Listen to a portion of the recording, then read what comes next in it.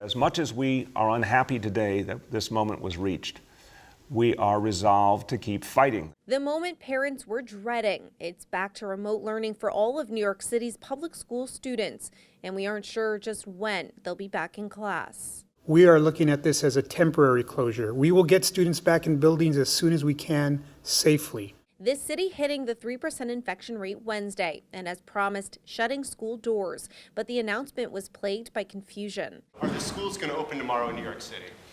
All right. First of all, let's try not to be obnoxious and offensive in your tone, because you're 100% wrong. Just minutes before the DOE's chancellor announced the closing, Governor Andrew Cuomo patronized a reporter for asking questions on the matter. Follow the facts. I'm still confused. Well, then you're confused. I'm confused, and Then I'll tell you what, Jimmy.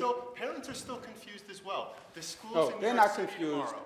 As his press conference was ending, reporters got word of Carranza's announcement, letting the governor know. So the mayor's saying it hit 3%? The chancellor has said that in emails to principals that the schools will be closed temporarily, yes. So I just wanted a reaction from you, the state's. But that is what the mayor has always said.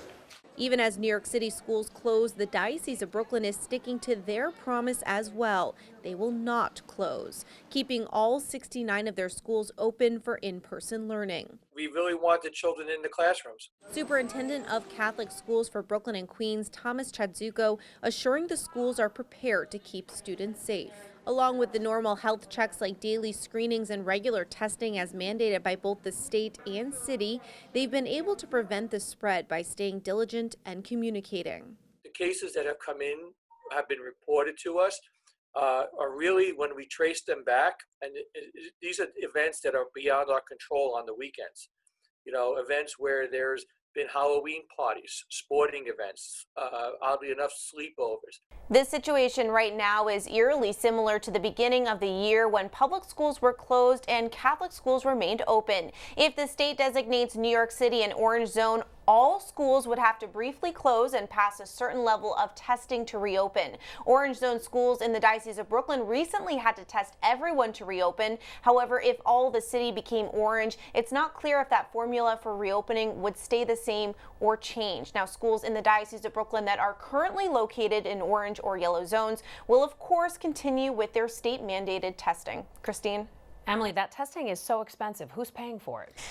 Christine, right now that testing is crazy expensive. It can be anywhere from $2,000 to $10,000 per week per school. Wow. And right now the schools are really eating that cost. A lot of the principals we've spoken to said it's not great for their budget at all. Now the superintendent's office is applying for a grant that would help to offset some of those costs. However, we don't know if it will come through, and we don't know if it comes through how much it will be for. Christine? Have to wait and see. Thanks, Emily.